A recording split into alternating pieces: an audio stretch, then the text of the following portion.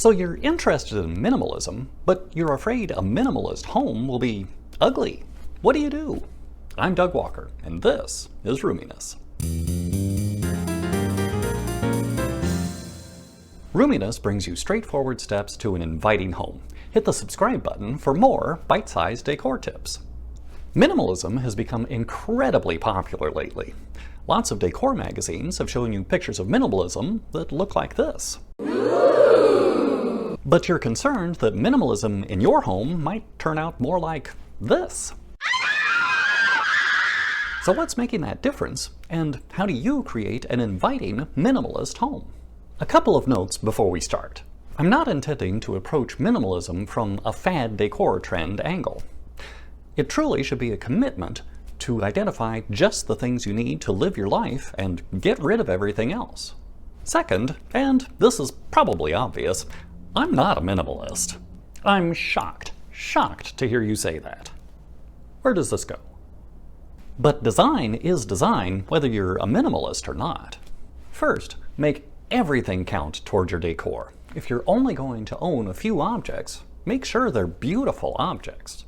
The fewer pieces that you place in a room, the more visual impact they will have. So make sure that those pieces are visually arresting.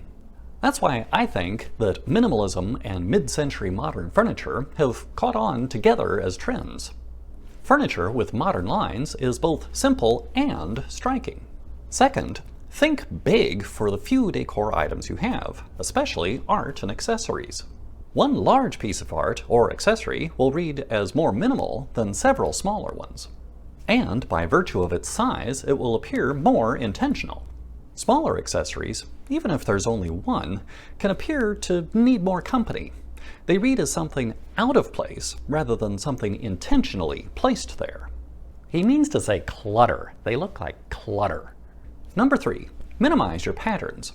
You may find that a few creature comforts, like a throw, a pillow, and a rug, are part of the minimum that you need to live your life. The more patterns and colors you introduce to a room, the less minimalist it will appear. Keep your color palette low contrast for a chic minimalist look. However, a low contrast environment can be a stage for one show-stopping piece. That could be a boldly colored piece of art, or a vibrant accessory or sculpture that becomes the focal point of the room. Number 4, if you're truly practicing minimalism, you probably will have little or no seasonal decor tucked away. Pull your seasonal decor from nature. Use flowers, branches and leaves, or even seasonal fruit. So, is this attractive? Number 5, and this one is the most important. I would not minimize lamps out of your life. For many of us, most of our time indoors is spent at night. Using lamps to light your rooms instead of central ceiling fixtures is the most effective way to turn a Spartan space into an inviting home. If you think of lamps as clutter and unnecessary, then you might consider sconces or indirect lighting that becomes part of the room.